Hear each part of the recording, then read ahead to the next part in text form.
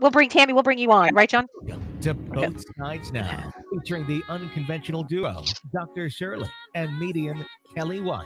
Two perspectives, one world. This is Both Sides Now.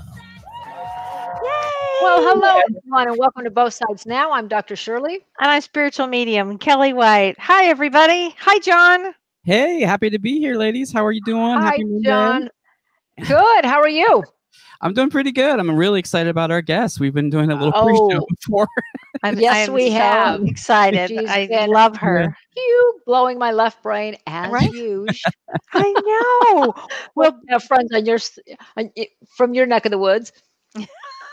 Before we begin with our special guest, let's. I'm going to talk about real quickly about what's going on astrologically. Please do. Yes. Because we have the hunter moon. Every 3 years they call it a hunter moon. Sometimes it's a harvest moon. It's where it's a little lighter still, but it really is probably starts to signal the time of the animals getting fattened for slaughter. It's probably, I think, the way they came up with that. But having said that, this Sunday is the full moon, October 13th. So it's a full moon in Aries. This is going to be a very intense time. And as I've said all along, October is a very intense time. But this full moon in Aries, it actually signals new beginnings because Aries is new and it's about me. What about me? It's all about me. And so this new beginning is actually about you. But there are two aspects to this full moon that I want to discuss because they're very strong aspects. The first one that I want to talk about is the moon is squaring Pluto on the 13th of October. During this full moon. And when the moon squares Pluto, it can be very compulsive. It can be destructive. Its deep feelings will be exposed. It could be family secrets that are exposed. It could be intense emotions, difficult to control your temper, jealousy, family secrets exposed. It's also emotional relationships, emotional struggles with relationships. And it's about trust and betrayal. So this is one aspect of this full moon that comes in. But the same time, the other aspect of this is this full moon trines Jupiter, which means that it's harmonious with Jupiter. What's important about that is that in a relationship during a crisis time, during this moon squaring Pluto, this will give the relationship, if there's a problem, it has the ability to turn it into an opportunity for transformation. So this is a positive transformation. So even though it's going to feel like you're pushed into some intense feeling, and then you come out the other side because it's a positive transformation. This facilitates spiritual growth during the next couple of weeks, actually. And opportunities are going to really open up. This is a time to redefine yourself, time to let go of your past and really move into your future. This is the time to do it with the help of this moon. Okay. Wow. So all the planets are lining up to have some fun for yourself too during this time. It's going to be a very interesting Sunday. I like to hear about everybody, how they're feeling about this moon in particular. Yeah, that sounds very interesting. I mean, it sounds like it's going to shake things up, but put everything back into place where it's supposed to be, maybe? Push us forward. Yep. Push our ass forward. How lovely. How lovely. Wow. As if this year hasn't been crazy enough. Sure, it's only going to get more intense. Like in 2020? How does 2020 sound? I know, but 2020 is going to be intense. I mean, this is intense, and I feel like I sound like a broken record. I'm constantly, this is so intense. And that's why I've never heard you talk like this for such a long extended time. It's almost like this whole year you've been kind of there's no warning break. us and letting us know. No break. This really gets us to put us where we're supposed to be by 2020. So, people don't like change. It's painful. They don't like, to feel upset. And yet this is where we find ourselves in growth. But we come here to grow. We come for the spiritual, for us to have spiritual experiences to grow. So this is why we're here. Anyway, let's talk about our guest now. Oh, yes. Oh my gosh. So exciting. So our guest is very special. I just love her. I met her, I'm going to say her name in a minute. I met her in Mexico, in Cancun in March with James. And I just fell in love with her. She's just terrific. I mean, you'll never meet a kinder, brighter person. She's just somebody, Cheryl, I just fell in love with. She's fabulous. Her name, I'm going to introduce everybody to Tami Hendrix. Tami is a writer, intuitive, teacher. She's been an intuitive all of her life, and she's been reading energy in people and in animals from a very young age. She always understood what was going on underneath the surface, and her process is called Soul Speak. So I'd like to welcome Tami Hendrix. Oh. Welcome, Tami. Hi, Tami. There you are. Yay. Yay. And Tami's all the way in North Carolina. Yes, good Southern girl. A little Southern accent going on. I love it. I love it. Well, there are so many things that we want to talk about with Soul Speak, and you've helped me so much. I have a dog, Otis, that I've had for 8 or 9 weeks now. And out of that 8 or 9 weeks, I was gone for 4 or 5 of those weeks.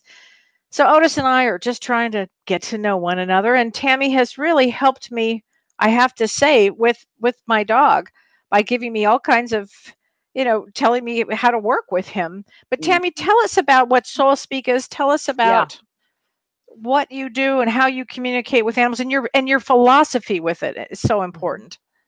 Well, I came up with Soul Speak because I believe that communication with animals is meant to be practical, and it kind of honors the light between us all. There's really no difference. And so, to me, the communication is very accessible with animals. It's not difficult. We really don't need an interpreter to do it. It's a matter of perspective and tuning in, just like you would tune into a child and be present with them. It's tuning into that animal and just being present. And in that space, you can communicate wordlessly, not just with body language, and that's fine where we communicate that way. But the animals are so expressive, and they will give you images and they'll give you feelings. And we get so hurried when we're trying to, can you do this now? Like train them into the behavior we want them to have. And they have their own minds and their own opinions, and they're very independent. And so they like to be treated as equals. And I guess I've always seen them as equals ever since I was a small child. Animals would come to me in the neighborhood. I mean, I'd go outside and I'd have different neighborhood animals just show up. And, it's like we would walk together and go visit neighbors, and it was really kind of a beautiful. I had one German Shepherd that would bring me gifts. He was sort of a kleptomaniac. He would go steal people's things, like they'd come home from the grocery store and he would go grab a pot, some kind of something, and he'd bring it to me. All this stuff would show like beer and that is so funny. Now, did you ever give, as a little kid, messages to the neighbors that their dog wanted to communicate with them? Or I would always feel like I had a dog, Ginger, and she was a collie mix, and she had the motherly thing going on. So she would walk from neighbor to neighbor, go sit on the porch with the people, and so we would do that. And I feel like all the animals that came to me, they would lead me back to their humans. And there would be some communication, some kind of a interaction I would have with the person that owned this dog. So it was like they would come say, come on, let's go talk to them. And whatever was said in that communication would be, I guess, settling something that was going on at the time. It wouldn't be minor. I didn't realize that was going on. I thought that was like normal, like other kids. I played with kids, but I also understood the feelings and the thoughts that the animals had. It was very natural to me. Wow. That's so interesting. Did you kind of get known like in the neighborhood, or was it not something that was kind of viewed that way? I don't think anybody really paid any attention to me, other than I always had like a posse around me. An animal posse. That's right. And I always wondered, as I was growing up, like I would have dreams about animals, and I always wondered, like, am I a little different, or is this, you know, does everybody have this? Right. And as I grew older, I realized that there was a definitely in the animal world, almost like there was a group energy that communicated with me. And so no matter where I went, animals would always show up, even with other people. And as I work now, the animals will, a lot of times people will communicate, you know, call me for a session, and it will be about something about the animal, but it ends up really being about the whole connected picture with the person and the, you know, what we're going through, because the animals aren't separate from that. They're absolutely interfacing with our lives very, very spiritually and very deliberately. One of the things you said to me, Tami, which I just loved, is you said there's no coincidence in the timing of when you get an animal. Can you speak on that? Oh, wow. That's interesting. Right. Yeah. No, I always tell people, pay attention when an animal comes to you, whether it's a puppy or however it comes, whether it's a rescue or you get it at the pet store, or somebody hands you, here's this dog. There's no coincidence in the timing or that animal's in your life. I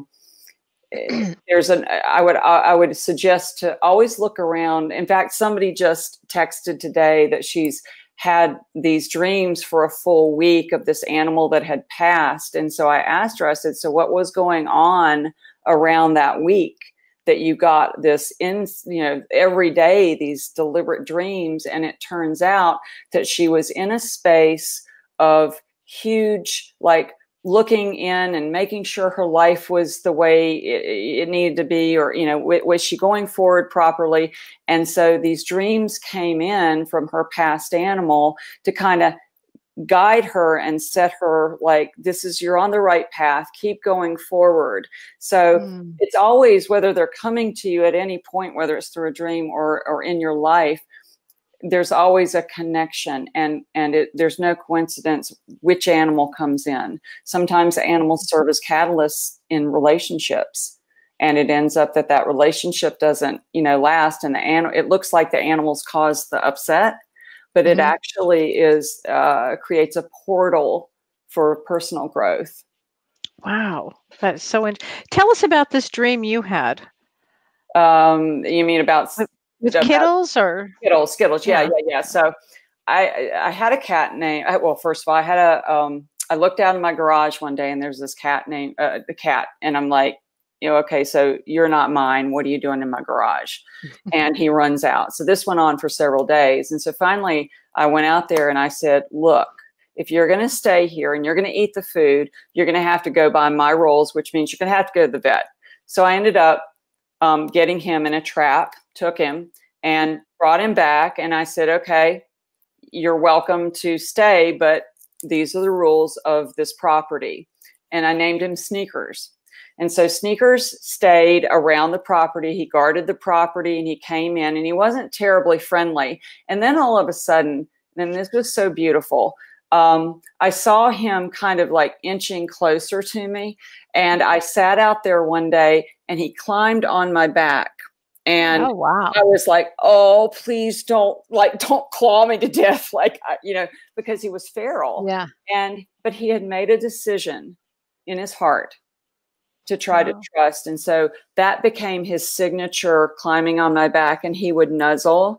And so this went on for like 2 years. And so one day I'm going from the house to our upper barn, and I see Skittles in the garden area, and he doesn't look well. And he kept his feral part where I just couldn't pick him up. He would have to come to me. But that day he didn't look well, and he didn't feel well. So I went and picked him up, and he let me. And then I knew he wasn't well. So took him to the vet, and he had this terrific UTI, just awful infection. And he passed while I was there. Wow. And I was just so shocked, because he was just gone in a second. Wow. And so I was so sad. And about 2 weeks later, I had a dream, and in the dream, Skittles was walking down the driveway, and I ran out the front, and I was like, Skittles, I'm so happy to see you. Oh, I've missed you so much. And he stepped aside, and there was a little black and white kitten in the dream. And then I woke up, and that was the whole thing. And so I'm like, okay, great. What does that mean? A week later, and we're fenced and gated. So my son shows up at the gate, and it's about 7 or so, and he calls and he said, yeah, there's this kitten in the bushes. What do you want me to do with it? And I was like, okay, fine. Bring him in. I'll take a look at him. He brings him in, and it's the kitten from my dream. Oh my gosh. My gosh. So wait a minute. So was his name Sneakers or Skittles? Sneakers is the one that passed. I named this one Skittles. And so Skittles today is he's very much like Sneakers. He doesn't like to be touched a whole lot, and he has to allow you to, he has to be the one to decide. But he patrols the property. He climbs up in trees. He jumps on the dogs. I mean, he's total terror. You never know when he's gonna, come out of the woodwork. And this morning, oddly enough, I went out, and he was not in an area that was normal, and he streaked across the yard right in front of the dogs, got the dogs all wild, and just did like a lap around the property. So yeah, he started the day out. Does he feel like Snickers reincarnated? It feels to me like Sneakers sent him to take up the job that he had left to do. And I was telling John, cats are in charge of spaces. So if you think about it, Sneakers' space was the area of the property. So he sent somebody in his to represent that kind of guard on the property. So cats are very like, the proverbial cat in the barn.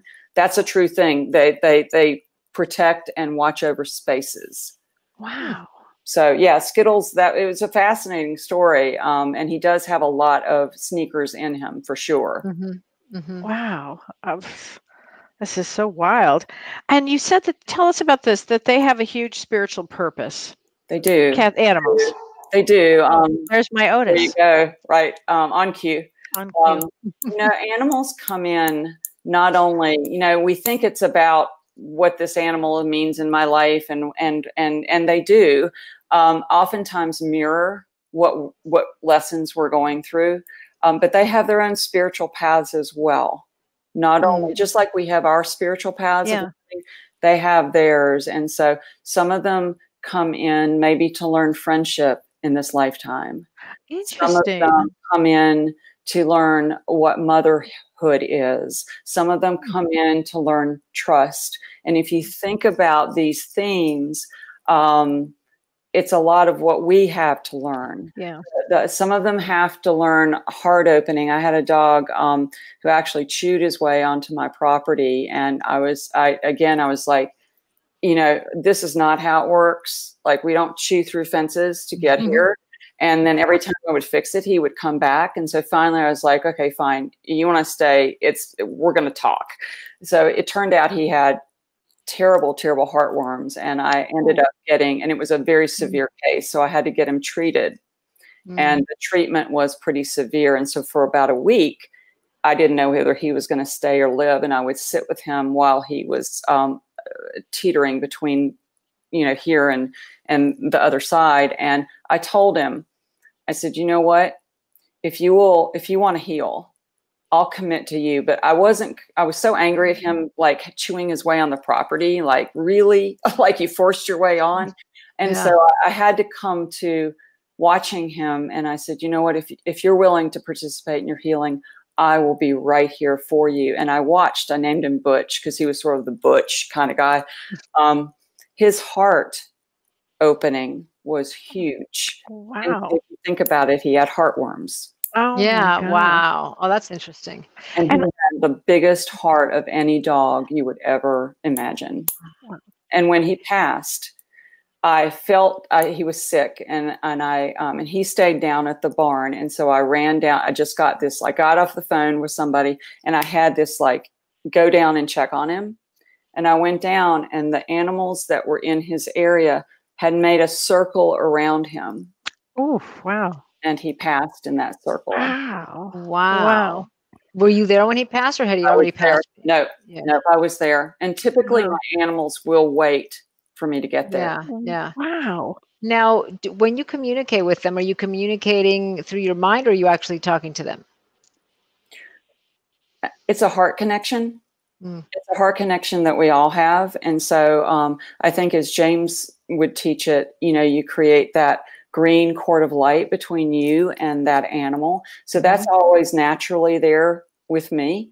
And so that heart connection, that's how we communicate through that. But everybody has that ability. It's not something special. It's just that we think there's a special language they need, and it's really not. It's like empathically feeling what the other is feeling, and being so in tune to that you don't let that go. You're always present with them. Yeah. And you actually talk to them. Yes. So it's not like you're in your head talking to them. You actually say it out loud. I totally talk to them, and they totally get it. I totally get it. When I've gone on trips, I've gotten the group together, and I'm like, okay, guys, I'm going to be going on a trip. Katie, will you watch? And Murphy and what I got back was, we've got this. Go ahead and go. Like, it's okay. That is this before. That is so funny. Like group meeting. That is hilarious. Let's see. We have. They understand English. Yeah. So let's see. Rebecca says, being a strong empath, I can feel what they feel. Do you sense more than feelings? What is it like for you? It's such a clear connection with them that I can feel if they're sad, but also if they're having concerns about something. I can also feel that. Wow. I can feel if they are wanting to or needing me to help with a vet if they're in their transition stage, or if they'd rather, you know, pass on their own. So I think it's a mixture of both, actually. You know, just it's a whole gamut. Animals will send you images, just like with Otis. I keep getting that Mr. Snuffleupagus from you know, Sesame Street. Where he kind of does look like that. Yeah, where he's just this huge energy. So they're quite comical about it. Katie once told me, I was like, Katie, this is so off. But anyway, I was like, Katie, why do you eat poop? This is just disgusting. It's just foul. And what I got back, I was sitting there and I was trying to practice actually, like, hearing them and stuff. And she was like, it's like chocolate. Ew, it's disgusting. So gross. So do you see the words that just kind of appear in your mind? It's like chocolate. And sometimes do you see an image? Yeah. Or how do you? Yeah. Both. I'll get words and both images. I get images a lot because they're very visual as well. But they speak in energy, so that's their language. And so when I'm walking several of them out, I don't tend to. I've got one. That's slow for me. I don't travel up here to figure out if I've got them all. I'm always right here in my heart space with them. And so I energetically know that I have the little posse that needs to be there. So other people might have to say, okay, is Katie here? Is Murphy here? Is Henry? You know, but I don't need to do that just because I naturally speak that language. To do that would be a lot slower.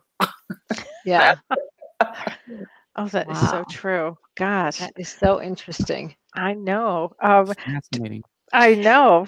Do people sometimes call you to ask you if they're going to get a dog, or do they call you like if they go, you know, rescue? There's a lot of dogs. I mean, would they call you to consult on that level before they get one, or?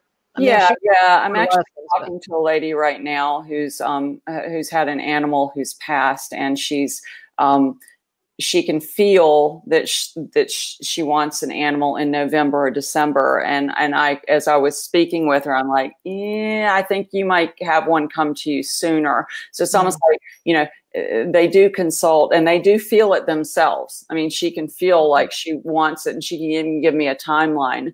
But it's almost like the energy is orbiting around her. And Kelly, you know what I'm talking about? I do. That is coming closer into her space, and you can pick it up more easily when that happens. And people call me also when, you know, their animal is sick, or they want to make sure they're doing the right thing, and what is the animal feeling, and that kind of thing. But you know, speaking about when they come to you, look around what's going on in your life. When they pass, again, there's no coincidence of the timing when they pass. There's look around at what stage you're in, and there's always that, because it's a collective. It's not anything separate from you. After the loss of an animal, I mean, I've lost cats, I've lost dogs. It's just such a killer. I mean, I remember thinking each time, I can't do this again. It's just too painful. And so what do you think about timing? I mean, it's funny with timing. For me, first time I think I had to wait 5 or 6 months, and each time it's probably been about 6 months that I waited. And it's not because I am conscious about it. It's just now that I think about it, they're just somehow it just comes that way. Right. And well, again, I think for every person it's different. And it's interesting because when my sister passed in 2004, I grieved terribly, and I couldn't seem to pull out of that grieving. And then in September of 2005, I was coming home with my son actually from school, and this tiny little puppy was in the brush. And so I pull over, and he gets out, and the puppy won't come to him. She's like growling terribly. And so I get out, and I told her, I said, I'm here to help you. You look like you need help, and a little collie mix. And she came to me, and when she let me pick her up, and she put her head down on my shoulder right here. And for all of her life, if I ever picked her up, that's exactly what she would do.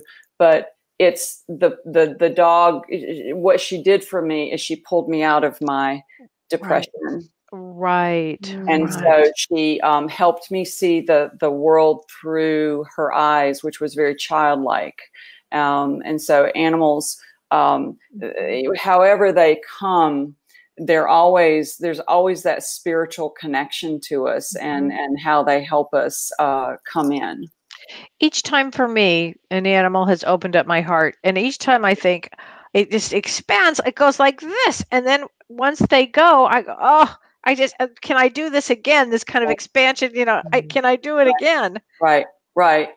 And you know, I think our hearts, there's no limit to how much they can crack wide open and expand even more. And the animals, just like children, people are undefended around animals. And so we're more easy. They can reach our hearts more quickly than, you know, a lot of times people can.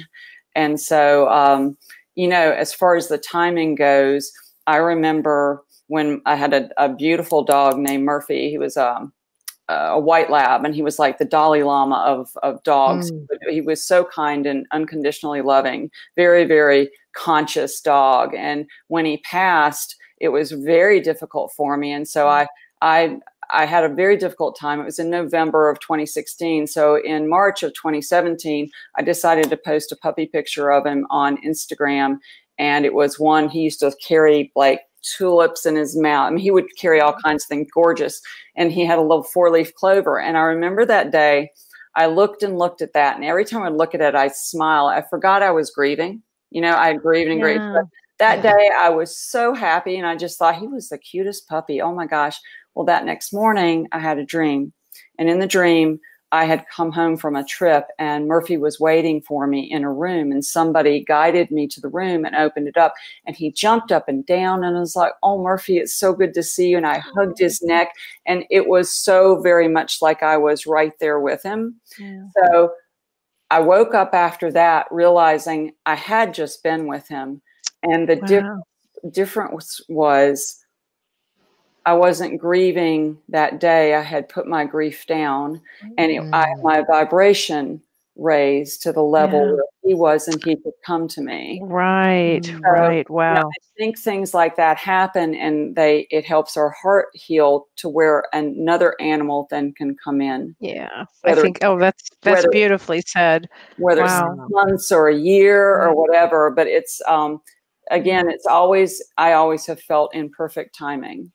It is. John? Yeah, you have to give it time. But are you ready for a caller? We are ready. Yeah, we have 4 callers at the moment. So okay. we can go ahead and take. All right, so let's go ahead with our first caller. We have our first caller coming from New York, I believe. And let's have your name, please. 518-819. You're on the line. Are you there? Hello? Can you hear me? What's your name, please? Now we can. Can you hear me? Hi, it's Joanne. How is everybody? Hi, Joanne. Good. How are you? Good. Hi, Tami. Hi. I have a question about my crazy cat. I'm hoping that you can help me. Okay. These were my mom's cats. After she passed away, I got her cats. She'll be gone 3 years in December. And they were feral. They were little when we captured them. And the one was always very skittish. And I remember when she had him, he would like poop around the house once in a while. You know, I'd find it under her bed or whatever. So he's doing that here. He's good for a while. Then he starts, and it's so bizarre. He gets like this mental look in his eye, and he runs and he'll poop all over. And I just don't know what to make of it. But then he started like peeing on my husband's pillow, peeing on my husband's pajamas. And he was doing like this really bizarre thing that I didn't even know what it was because I've never seen a cat do it, but it ended up he was humping my pillow. So I took him to a vet, and she thinks it's all behavioral. And she gave me like these CBD treats, and he takes them once in a while, but I don't know what's going on with him. Well, it feels emotional. Underneath any behavioral issue is emotional. I mean, that's, you know, you can treat the behavior, but underneath that, it feels also to me like he doesn't quite know his place. Like, what is he supposed to do? And with his earlier situation, did he have more structure than he does now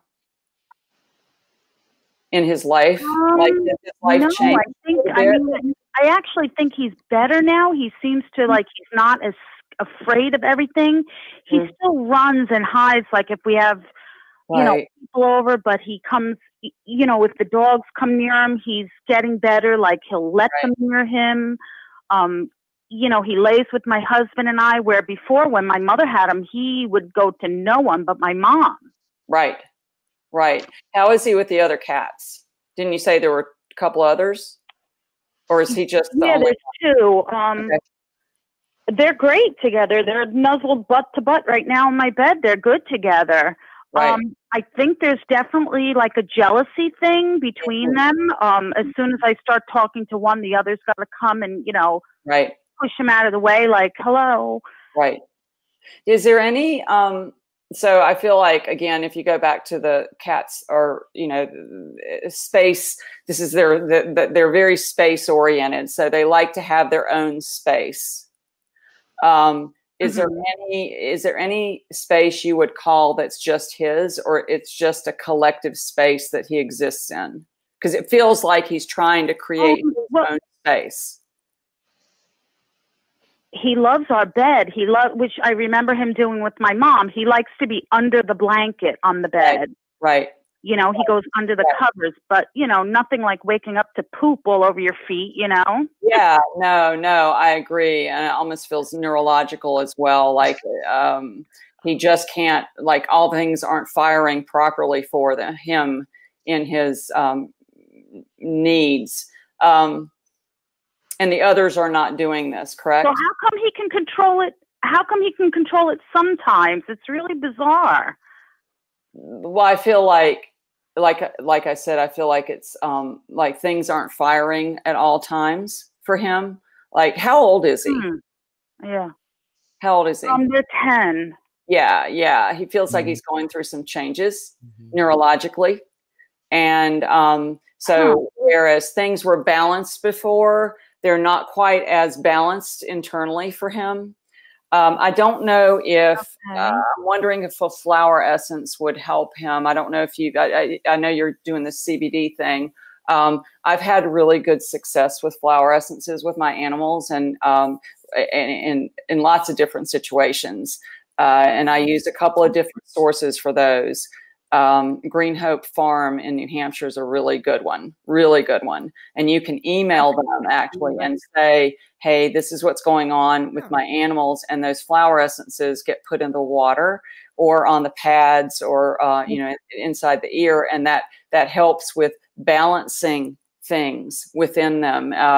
If you're introducing a new animal in the area, they have different essences for that. It feels like he needs some extra help that the others don't need. He feels like he interfaces with the world differently. Yeah, we always thought he was a little off, Okay, yes, that's what I'm picking up. Compared to the others, Yes, yeah, he is. But it's hard because, of course my husband gets angry, and I'm like, these are my mother's cats, they are going to be with us forever, Right. Well, you've made a commitment to him and he knows that. And he's not doing it deliberately. He's not doing it maliciously. He's not doing it to get attention so much as it is just kind of things aren't all firing in the same way they used to, even when, and like you said, it's a little off. I'm trying to think how you can minimize some of that behavior. I don't think it'll go away. Okay. I do feel like, go ahead. Why would you be humping my pillow? I've never seen that behavior in a cat ever. You know how some animals lick a paw? It feels like it's almost a nervous, kind of a soothing thing for him. He's trying to soothe himself internally. That's what it feels like. Like it's a nervous tick kind of thing. So I do feel like he's going through some changes within his brain, within his system. And that's why I think I would definitely look into the flower essence. That's a great idea. Yeah. Well, thanks so much, Joanne. I appreciate that. Like, what do they think that he needs? Do what now with the flower essences at Green Hope?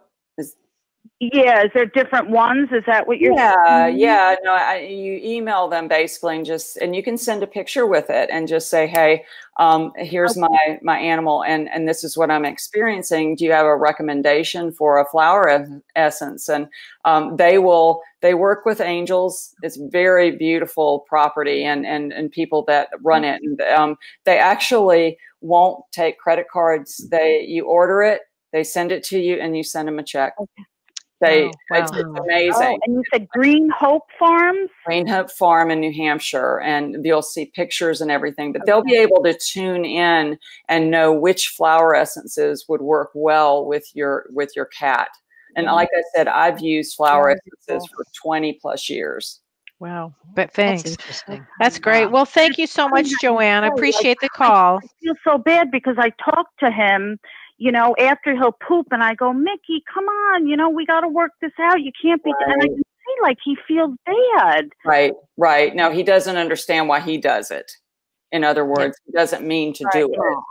I know. And so your understanding and your kindness goes a long way toward helping him not feel like so awful about himself, because he's not trying to be bad. He's really not.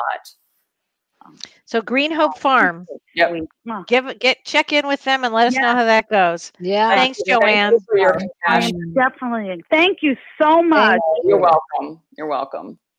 All right, John. Thank you enough. Have a good night. You too. Thank you. Bye. All right. Yeah, let's wow, we've got several calls coming in. So just a reminder, let's try to keep them a little brief because we have only 10, 20 minutes left of the show. We need a half hour more to go over all the calls we've coming in. But we'll go to our next one, who's been holding for quite a while as well. This is an 801. I believe this is Angela. Angela. Hi, Angela. Hi, Angela. Hi. How are you guys? Good. How are you? Hey, doing good. What's your question? And I wanted to ask about my dog Bingo. She's obviously perfect. Obviously. She's getting older, and I just wanted to know if she needed anything as she kind of ages, or I don't know, just from me. Is Bingo is Bingo your right hand? Like, is she with you a lot? Everywhere I go, she's my shadow. Yeah. She feels like your wingman, kind of like always there with you. My wing woman. Yeah, wing woman. That's right. There you go. That's funny. She feels to me, she's telling me that she's very in tune with you, and that you understand her. And also I'm getting, I don't know why this is, I'm getting clouds. So I don't know if you two have looked at clouds recently. Or let me dial. Laid blankets out. Looked at the clouds. No, what did you say about clouds? Her and I laid a blanket out on the. Oh, that's what she's trying to draw my attention to. Okay. Wow. She says that you're going to know if she needs anything and not to worry. Hang on. How old is she? We're not quite sure. We think about 12. Okay. She's like, I'm very like smart for 12. She's, I'm very clear for 12. Yeah, she knows who she is. Yeah, no, I get sheriff. She's very knows who she is and what's going on, and she's yeah. She's like, I've got this, and she is so appreciative of you being in tune with her and caring enough to ask, because so many people don't, and she really respects you for that. I get an image of her snuggling with you. Does she do that a lot with you? Yeah, we snuggle a lot. I bought her a recliner, so when she wants to really sleep, she goes on a recliner. Right. That's hilarious. You know, she when feels I like I was volunteering at a shelter, and I picked her up, and she just hugged me, and I knew that was it. It was it. So you do know, and see that connection was instantaneous, and that connection will always be there with you two. I get okay, so I don't know why this is coming in. Forgive me, but is there some reference to soup? Do you eat soup with her? She watched you eat soup. I just saw a bowl of soup, like Campbell's soup. Is there some kind of where you've taken her anywhere and gotten any soup? I think. You what? What'd you say? I think my husband's making soup. Oh, sorry. There you go. That's hilarious. She's validating Tami right now. She's like, I am the reporter here. I was like, soup. Okay, fine. I'll tell her. But okay, you better. She seems extraordinarily clear and at ease. And she says, yeah, okay. She's like, I'll tell her if I need anything, and she'll totally get it. I don't feel like she feels like you're going to misread her. About the soup. That's what she's saying. She's like, hey, I'm telling you something right now. Right. All right, it works. My dad's making soup up here. Well, maybe she wants some of your soup. That's too funny. Wow. No, it's wonderful to see the connection that you two have. Yeah. That's great. And as far as any kind of help, you could probably get some flower essences for her too, just as a supportive measure in any areas. I don't get the sense that she's, I don't know. I don't get the sense that she's aging very much. Would you say that she's young for 12? I was just going to say that she's a very young 12. Yeah. Yeah. She She said she is. A lot, and we're always together. I'm trying to work her into the treadmill right now. Yeah, no. Dogs, it's interesting. People, when they start looking at ages, oh, my dog's getting older. When they come to me, they get younger. I mean, and they like go on and on and on. So that's what she's giving me the indication of. Like, she's planning on being here a while. She's not feeling old. She feels very young and very youthful. If you want to get her any kind of supportive, flower essence, that's always good. It's never a bad thing to do at all. Flower essences work as much with just supporting well-being as they do to address certain issues that we might have with our animals. But no, this connection you have with her is really, really beautiful. She's extraordinarily a direct communicator. Yeah, obviously. Good. Wow. Thanks, That's great. Angela. Thank you so much for calling. Thank you.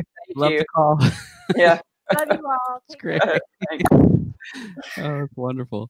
All right. So we're getting a couple of questions too. I want to get to the questions as well. Are there any essential oils that are harmful to dogs? Because I know that I've heard about, be careful about running your, what is it? The ionizer or your, what is it? Well, surely you and I both have diffuser? One. Diffuser. That's the word I'm looking for. Yeah, exactly. Yeah.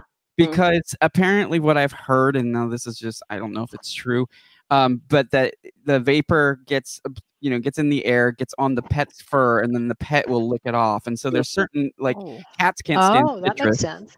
and things like that. And I love lemon, so I really want to, run the lemon just for my well-being, but I don't want to put my cats at risk. So, have you heard anything about that? And I don't use essential oils with mine usually. So if it were me, I would probably look it up first and see what I can find on that. Yeah, I just haven't had any good experience. I could help you with that. Okay. So that was Nancy's question, but I also wondered about I would definitely look it up. Okay, so essential oils are then different than flower essences. They are. Flower essences are just I see.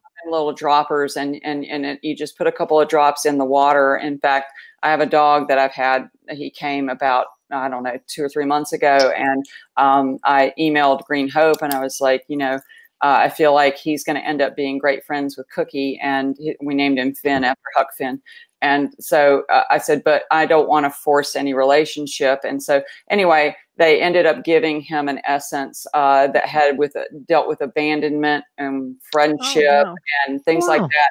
Things that kind of calm their electrical system down and make them more, balanced. And they do it for people too. I mean, if you need one, you can call or email and say, I'm going through this transition in my life, and they'll do a custom essence for you. I can't say enough good about them. It's a gentle way to help animals ease into any well-being, and people too. Well, I'm going to do it tomorrow with Otis. I was going to say that might be good for Otis. Definitely. That would be great for Otis. And it's great. They have a formula where when the animal is transitioning, where you can start giving them that, or when a new puppy comes in to help the adjustment. So yes, Otis would be a really good candidate for that. Wow. Thank you very much. Good. So John, next call. You got it. Yes. So we're going to go to 805-418 is on the line. Can we have your name, please, and where you're calling from?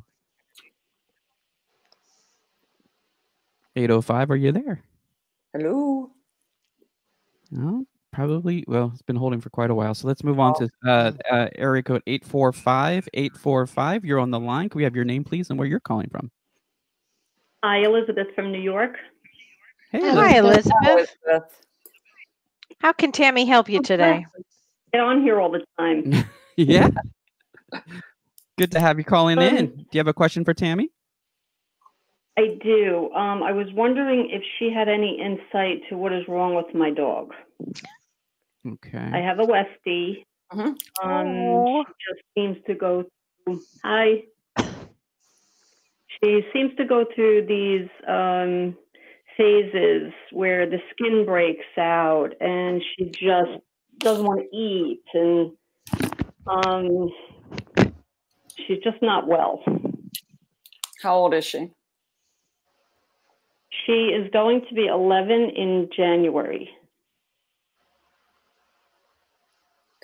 I think she's probably as confused as you are about it. So you say her skin breaks out? Yeah. She gets it like all her mucous membranes, like her lips get crusty and her eyes and her butt and her little pish. Everywhere there's mucous membranes.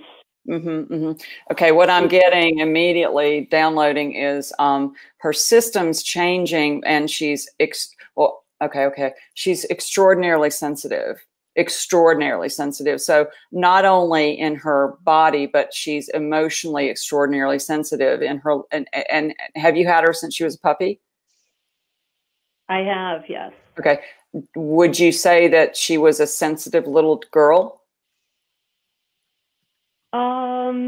Well, she's got some spunk. Yeah, well, yeah, she's a Westie. Yeah, she's a Westie. But I would say she's sensitive to foods and things like that. Right. She feels to me like how can I say this? She tunes in to her world, and it's almost like she's picking up a lot of things that other dogs wouldn't. So that when I say she's sensitive, she's highly aware of other things going on. And granted, she's the Westie Spunk. I used to have a couple of Westies. They're wonderful, wonderful dogs. But they're also extraordinarily sensitive internally, and they tend to reveal it in their skin as well. That's a very common way they manifest it. And they do get, as they change, she feels like she's in my house. Go ahead. What did you say? Could she be like stressed out? Maybe I have spirits here. Are they bothering her, or? I feel like she can sense things around her. And so, do you talk to her about the spirits? Have you talked to her at all about it? No, but I tell them to leave her alone when I leave the house. Got it.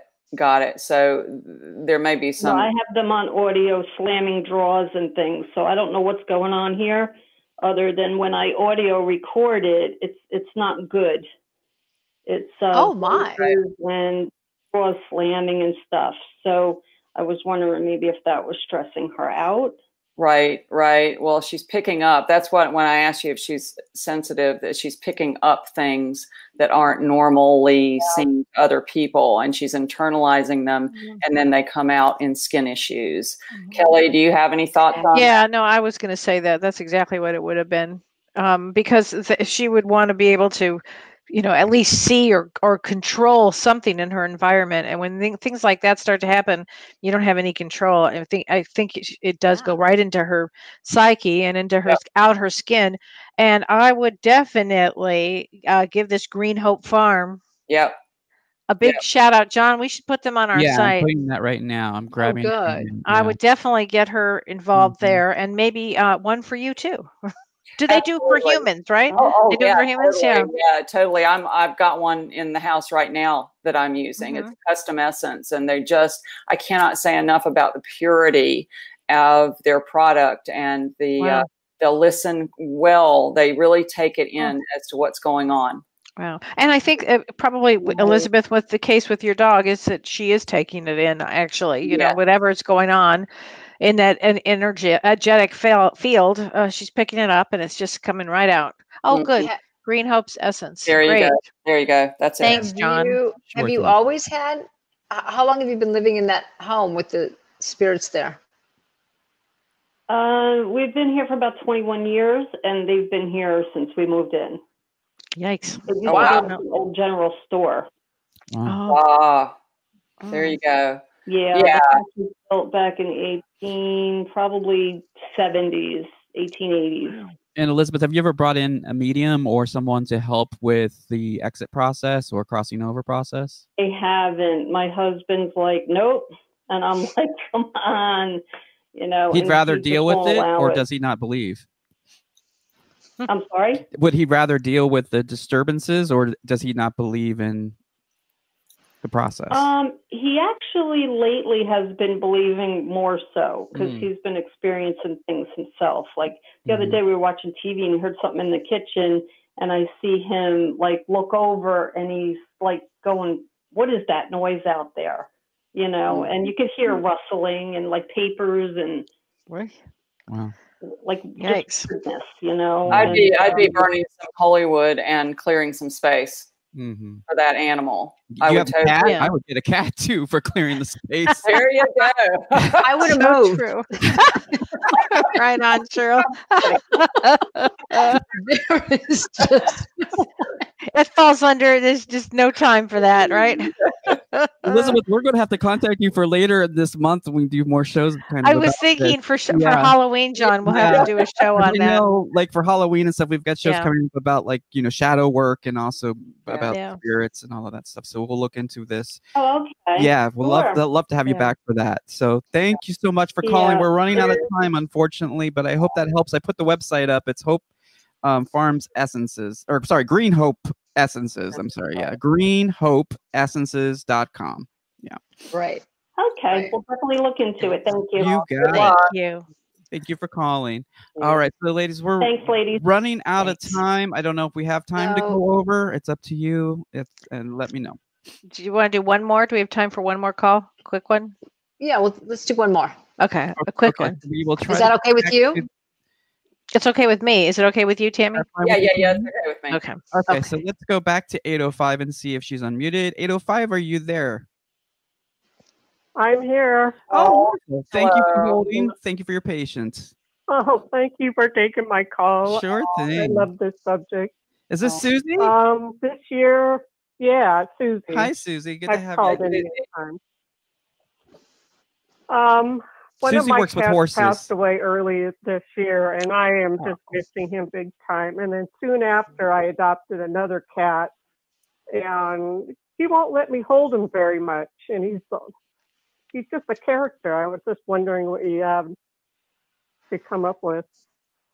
So, if I understand correctly, you had a cat that passed earlier? Yes, my Wasabi, he passed away probably February, March. Oh, boy, I feel he's still present. And then you adopted one? You had another one? I was trying to follow that. Yeah, I couldn't stand being alone in the house. Right. So about a week or two after, I went to the animal shelter and adopted another cat. And you're saying he won't let you hold him very much? Well, he'll let me hold him for a short amount of time, and then he wants down. Right. Right. How old is he? What's going on with him? Yeah. How old is he? How old is he? 3? Yep. 3 years old. 3. He's definitely going through some personal transformation, and he was. You were guided to him by your your cat that passed. So I feel like he's doing a lot of work with that cat, even though while he's with you now. I think for him, he can only take so much closeness before he has to get down and shake it off. It's not personal to you. In other words, he's learning how to open his heart. And so sometimes animals, that we can hold them, and then that's all they can take right then. They have to get down and have some space. We call that avoidant personality disorder, right, Cheryl? I had to throw that in. He's so connected with this cat. I feel like each time I catch him looking at the ceiling, and I'm thinking, "Is Wasabi here?" Yeah. There's totally a tag team effort going on here, and he's working with this cat to integrate him with you. It may take a little time, but each time you hold him, you're sharing your heart space with him. And I would hold him. And just imagine your hearts connecting, even, do a green cord of light from his heart to yours, and just be appreciative for however much he'll let you hold him. And if it's only 2 minutes, thank him for allowing you to do that, because tell him how special that was for you, and just keep appreciating that. And I feel like he'll start to trust a little bit more, to be more and more time, and eventually open up more. But that's what you're doing. I think you're transferring that heart energy to him, and just be patient with that.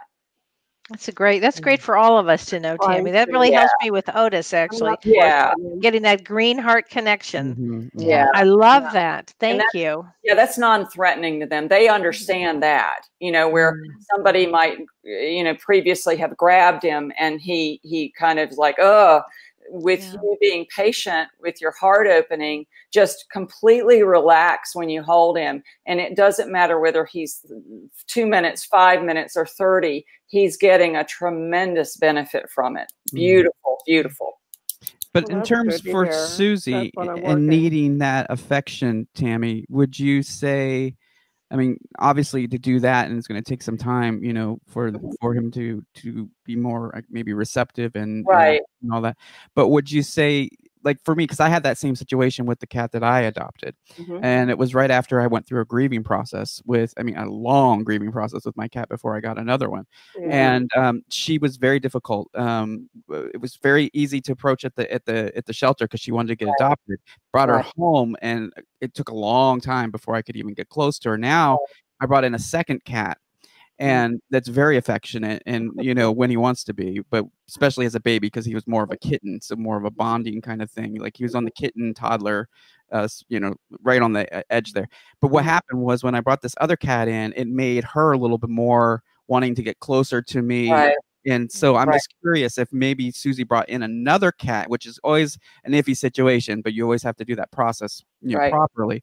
If that would help, because I think Susie really needs that affection. I know that's what I really missed from my, I'm all by myself. Yeah, exactly. I know exactly where you're coming from, Susie. Yeah, I think that's a good suggestion. Animals teach other animals, and they see it's okay when somebody, and again, in your case, John, the first cat got to see the other cat. Oh, that's how you do it. It's okay. And so that gives them more confidence that it's okay for them. And they still may be a little bit shy, a little bit more introverted. But yeah, no, I agree. That may be an option for her.